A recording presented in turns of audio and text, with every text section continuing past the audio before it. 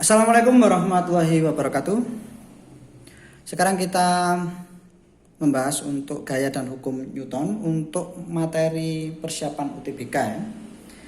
Jadi di sini nanti yang akan saya jelaskan itu hanya pendalaman materinya saja. Jadi saya anggap semuanya sudah dasar-dasarnya sudah tahu ya. Karena sudah, jadi untuk UTBK ini pendalaman-pendalamannya saja. Misalkan dari suatu persamaan, nah kita itu harus bisa mengartikan persamaan tersebut itu dengan sangat baik.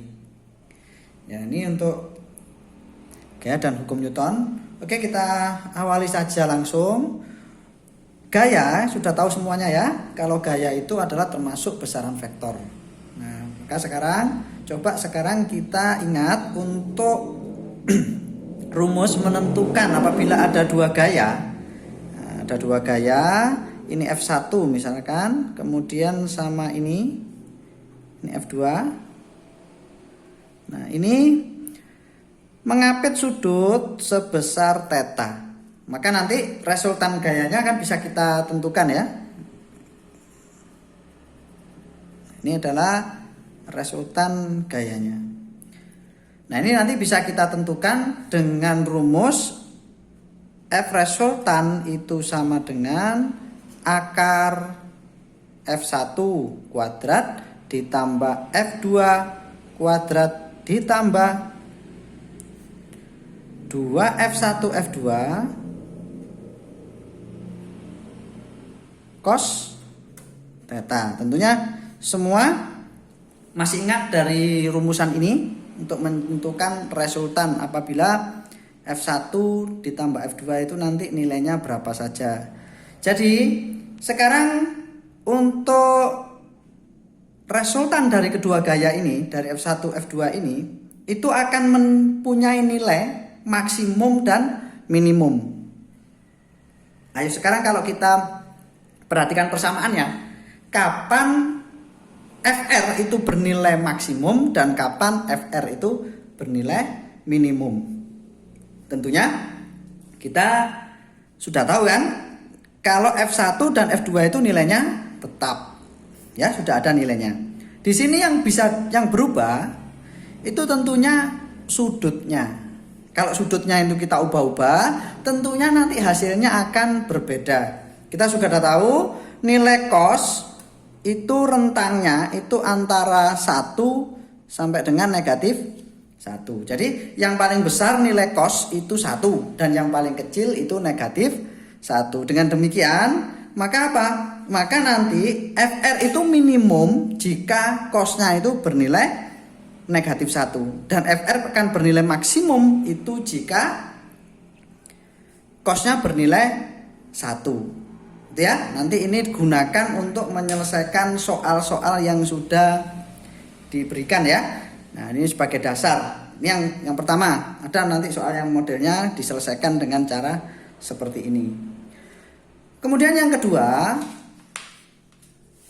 tentang vektor tadi ya. Yang kedua, ini saya akan menjelaskan tentang penguraian gaya. Jadi kalau misalkan untuk menguraikan gaya pada bidang miring, misalkan ada suatu bidang miring, kemudian ada benda ditaruh di atasnya. Maka nanti biasakan untuk menggambar itu dengan baik ya. Menggambar dengan benar. Kalau misalkan berat itu diambil dari titik masanya ke bawah. Nah, berat selalu ke bawah. Setiap berat benda itu nanti akan terurai, ya, diuraikan menjadi dua. Menguraikan yang pas ya. Karena nanti bentuknya kalau menguraikannya pas itu nanti akan berbentuk persegi. Nah, jika ini nanti sudutnya ini theta, maka nanti yang ini besarnya adalah W ya, atau mg, massa bendanya dikali dengan gravitasinya. Kemudian yang bagian bawah ini W cos theta dan yang ini W sin theta. Gitu ya. Nah, di sini selalu harus diingat jika ada benda itu bersinggungan dengan bidang, maka akan selalu muncul yang namanya gaya normal. Gaya normal itu munculnya dari bidang. Jadi gambarnya harus diawali dari sini. Nah, dari bidangnya. Nah, ini sebagai N. Berapa nilainya N? Apakah N ini sama dengan W cos theta? Untuk pada gambar ini ya sama nilainya. Karena apa? Karena hanya ada dua gaya ini. Nah, di sini tidak ada arah pergerakan yang menjauhi bidang. Sehingga nanti W cos theta itu nilainya sama dengan N. Berbeda lagi ketika nanti kasusnya seperti ini. Nah, jadi nanti harus dibeda-bedakan. Berbeda lagi jika kasusnya misalkan sama-sama pada bidang miring.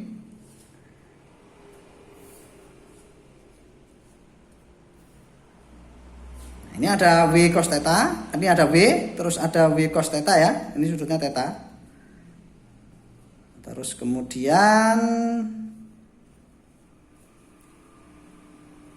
ini W sin-nya. Misalkan di sini itu benda didorong searah horizontal ke sana misalkan ya, didorong ke sana sejajar dengan ini, sejajar dengan bidang ya ini ya. Nah, ini F misalkan. Nah, F ini juga harus kita uraikan. Diuraikan kemana? Diuraikan sejajar dengan bidang ini, bidang miringnya. Ya, kita buat sejajar dengan bidang miringnya. Nah, maka nanti langsung aja diuraikan di sini, buat garis sejajar. Nah, ini terus sama ini. Nah, kalau ini F, misalkan ini F gaya luar yang diberikan, maka yang atas tentunya nanti karena ini sejajar dengan ini ya, ini kan sejajar, ya. Terus kemudian ini berapa mana yang sudutnya yang theta itu tentunya di sini tetanya ya. Nah, ini theta karena sejajar dengan ini ya, dan ini sejajar dengan ini, maka theta di sini ya. Nah, yang ini nanti yang atas tentunya nilainya adalah karena di sini di samping sudut ya, maka nilainya F cos theta, yang bawah F sin theta. Ini ya. Nah, sehingga nanti apa? Kalau diamati gaya F ini ada yang searah mendatar ya.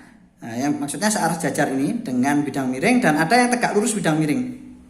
Nah, kalau ini tadi W, ini W cos theta, yang ini W sin ya. Nah, sehingga nanti di sini akan ada untuk menentukan normalnya berapa. Di sini tentunya ada normal. Nah, maka nanti di sini beda nilai N-nya. Kalau di sini tadi N-nya itu sama dengan W cos theta, yang di sini berbeda. N-nya itu bernilai karena ada dua gaya yang ke bawah, itu F sin theta ditambah dengan W cos. Nah, gini ya. Ini tentunya dari mana ini mencari nilainya? Dari hukum Newton sigma F. Kalau saya buat di sini yang searah sana ini sumbu X, saya buat sejajar dengan bidang miring sumbu X-nya, dan sumbu Y-nya itu yang tegak lurus dengan bidang miringnya, maka sigma Fj itu ya, itu nilainya sama dengan 0. Sehingga nanti sigma Fj sama dengan 0, sehingga yang ke bawah itu negatif, yang ke atas positif, yang ke atas itu ada apa? Ada N, ini N tadi. Nah, N, yang ke bawah W cos theta, terus yang ke bawah satu lagi F sin theta sama dengan 0. Sehingga nanti nilainya ini itu akan sama dengan yang di atasnya ini. Nih ya, jadi nanti kalau menguraikan gaya-gaya, lakukan dengan benar. Kemudian untuk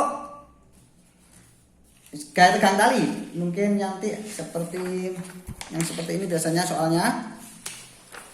Contoh misalkan ada benda, ya, ada benda pada bidang datar, misalkan ini 1, 2, 3. Ini M1, ini M2, ini M3.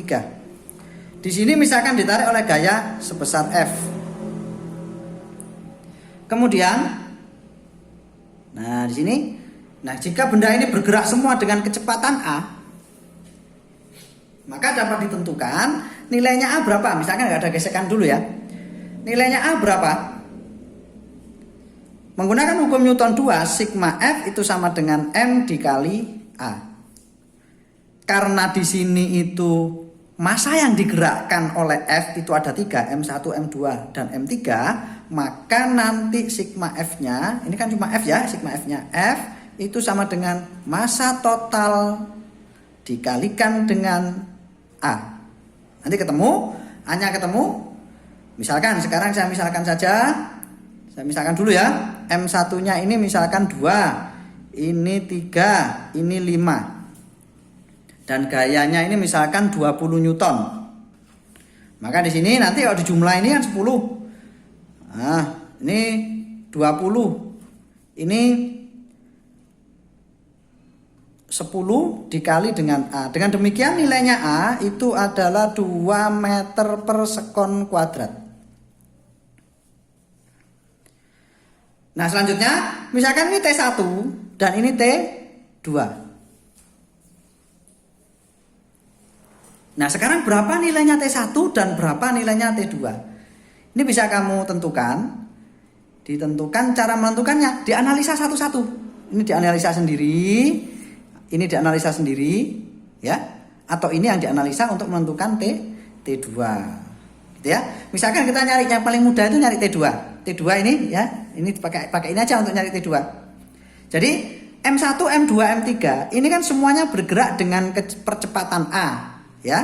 Atau dengan percepatan A tadi nilainya 2 meter per sekon kuadrat. Maka di sini langsung saja untuk nyari T2 pakai hukum Newton lagi. Sigma F pada M1 ya. Sigma F pada M1 itu nilainya adalah massa 1 dikali dengan A.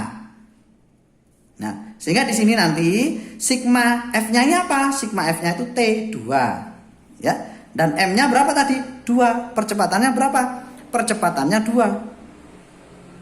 Nah, sehingga berapa? T2-nya bernilai 4 Newton. Ini tadi enggak ada satuannya. Saya tuliskan satuannya. Ya. Nah, sekarang kalau kita mau mencari T1, nah itu kita bisa mencari melalui ada 2 cara. Karena T2 sudah ketemu, jadi kita bisa melalui T2 dan T1 atau T1 dan F. Ya. Nah, bagaimana? Jadi kita coba aja ya analisa satu-satu. Sekarang kalau kita menganalisa pada M2 ya, yang kita analisa pada M2, maka di sana sigma F pada M2 itu sama dengan M2 dikalikan dengan A. Sigma F pada M2, perhatikan pada M2 ada 2 gaya yang bekerja. T1 ini tentunya T ini nariknya ke sana pada M2. Dan T2 di sini nariknya ini ke arah kiri pada M2. Kalau M1 oleh T ditarik ke kanan tadi ya. Nah, maka di situ percepatan yang searah T1 ditulis dulu. T1 dikurangi dengan T2. Itu nilainya M2, M2-nya 3, A-nya 2, ya. Maka di sini nilainya adalah 6 Newton. Nah, terus T1-nya berapa? T1-nya nggak tahu Mas Ian. Dan T2-nya tadi berapa tadi T2-nya? T2 sudah dapat ini 4. Ini 4, maka T1 itu nilainya 10 Newton. Demikian ya. Nah, kemudian kalau misalkan kita pakai gaya yang F dengan T1, berarti menggunakan M3. Ya, sigma F M3 itu nanti nilainya sama dengan M3 dikali dengan A. Nah, di sini gayanya yang ada tentunya F dikurangi dengan T1. F dikurangi T1. Nilainya ini 5 dikalikan 2. F-nya tadi berapa tadi? 20 dikurangi T1 sama dengan 10. Sehingga T1-nya itu nilainya, perhatikan ya, kalau saya pindah ke sini kan jadi positif. Berarti ini jadi 20 dikurangi 10 ya. Tapi saya balik posisinya menjadi 20 dikurangi 10. Jadi nilainya 10 Newton. Jadi kalau menyelesaikan soal semacam ini, perhatikan benda yang digerakkan ya, perhatikan masanya. Massa benda yang digerakkan itu yang perlu diperhatikan. Untuk gaya-gayanya itu juga diperhatikan, ada berapa gaya yang bekerja. Kalau percepatannya itu sudah ada arahnya, maka nanti percepatan yang searah gaya yang searah dengan percepatan itu yang dituliskan sebagai positif. Dan gaya yang berlawan arah dengan percepatan itu yang dituliskan negatif. Kemudian, jadi penulisan hukum Newton dari ini, sigma F sama dengan MA itu, ya, sama dengan M kali A. Nah, untuk massa, perhatikan ada berapa massa total yang digerakkan di situ.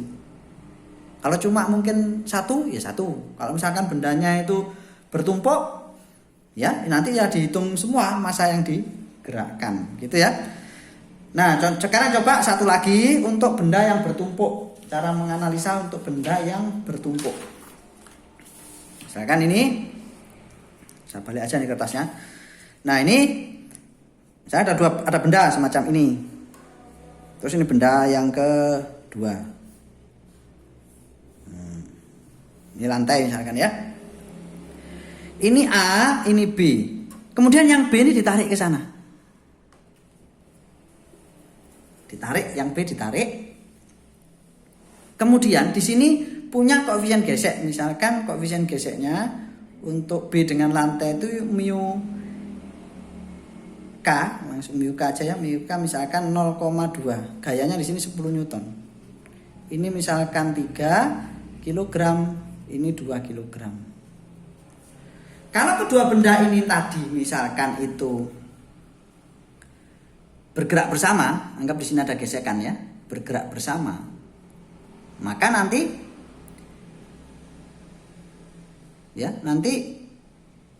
berapa percepatannya? Nah, ini ya. Nah, untuk menentukan gaya geseknya di sini, gaya gesek di sini massanya harus hitung semua. Massa dari A, dari B itu dijumlah untuk menentukan. Jadi nanti A, B itu kan ke bawah sini, nekan ini ke sana, ini juga ke sana ya. Terus nanti ada gaya normal di sini, ini N. N ini punyanya, nah, yang di sini ada N. B ke A ini juga memberikan N. Kalau ini saya sebut NA, maka ini NB.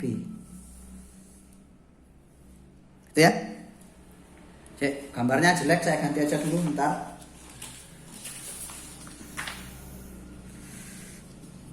Ini biar jelas.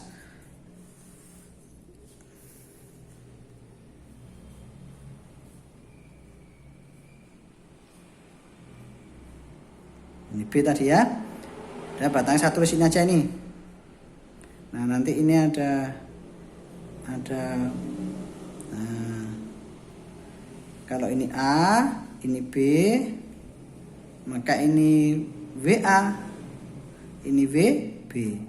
Pada ini di sini ada N ke sana ke atas, ya. N. Terus pada B dengan A ini juga ada N. Kalau ini saya sebut NA, NB, yang ini NA, maka besarnya masing-masing berapa? NB itu berapa nilainya? NB itu tentunya nilainya adalah WA ditambah WB. Karena di sini ada dua gaya yang bekerja. Nah, ya ini nahan ke sana. Terus NB-nya, NA-nya itu nilainya sama dengan WA. Ya, karena bendanya bertumpuk. Jadi tekanan di sini semakin besar. Gaya yang dirasakan oleh lantai itu semakin besar. Nah, sehingga N-nya itu lebih besar ya. Jadi jangan dihitung cuma karena ini yang nempel cuma B, terus yang dihitung cuma B saja. Gitu. Kemudian nah, misalkan di sini ada gaya koefisien gesek kinetis. Nah, koefisien gesek kinetisnya tadi 0,2 ya, 0,2. Terus ini ada gaya F sebesar 10 Newton. Masanya tadi 2 dan 3, yang ini 2, yang ini 2, yang ini 3. Nah, maka di sini pertama, di sini kalau ada koefisien gesek berarti ada gaya gesek ke sana. Gaya gesek itu selalu muncul ya. Nah, sekarang kita tentukan, nah, benda ini bergerak atau tidak. Nah, jadi cara pertama untuk menentukan, ini saya tambah aja ya. Ini saya ganti 20 aja nih. Ini saya ganti menjadi 20 ya. Terus mu S-nya, mu S statisnya itu misalkan 0,4. 0,5 ya, 0,5. Nah, untuk menentukan yang seperti ini jangan lupa tentukan dulu bendanya bergerak apa tidak. Nah, yang pertama, benda bergerak apa tidak diuji dulu. Kapan benda itu bergerak dan kapan benda itu tidak bergerak. Ya, jadi dicek. Di sini cek dulu gaya gesek maksimum di sini. Ya, Fs statis maksimum, cek dulu. Cek gaya gesek statis maksimum yang diberikan. Jadi oleh benda ini. Jadi Fs maksimum. Fs maksimumnya Fs max itu nilainya N dikali mu S. N-nya di sini tadi berapa? Ini 20 ya. 20 Newton, 30 Newton berarti 50 Newton. Yang ke sana juga nanti 50 Newton. Berarti 50 dikali dengan 0,5. Jadi nilainya adalah di sini 25 Newton. Apa namanya? Gaya gesek maksimumnya 25 Newton. Sedangkan gaya gesek yang diberikan itu 20 Newton. Jadi kalau seperti ini soalnya berarti benda ini ketika ditarik dengan gaya 20 Newton bendanya tidak bergerak ya. Terus berapa gaya gesek yang bekerja sesungguhnya? Ini tadi gaya gesek maksimum. Berapa gaya gesek yang bekerja sesungguhnya? Jadi Fs, nah, gaya gesek statis yang bekerja itu sama dengan F ya, atau sama dengan 20 Newton. Nah, jadi sama dengan ini. Bukan ini. Nanti kalau misalkan ini dituliskan nanti 20, berarti bendanya harusnya bergerak ke sana. Bergerak ke kiri. Itu ya. Jadi untuk model-model seperti ini tentukan dulu untuk gaya gesek itu, misalkan ditanya percepatan, dicek dulu. Karena di soal UTBK itu biasanya ada tipuannya. Jadi selalu dibiasakan dicek gaya gesek statisnya maksimum berapa. Kalau gaya itu sama atau lebih besar dari gaya gesek statis maksimum, berarti benda itu bergerak. Nah, ketika benda itu bergerak, yang dimasukkan sebagai gaya gesek bukan lagi gaya gesek statis, tetapi gaya gesek kinetis. Kalau gaya gesek kinetis itu nilainya selalu tetap ya. Nah, ini bekal untuk mengerjakan soal yang sudah ada, yang dikirimkan di web itu ya, di di kelas online ya. Nah, coba-coba dulu, dipikirkan, direnungkan dengan tadi yang dikasih bekal oleh Pak Pur tadi, ya dicoba-coba, nanti bisa berapa nomor. Memang harus mau berusaha. Oke, itu dulu. Saya akhiri ya. Assalamualaikum warahmatullahi wabarakatuh.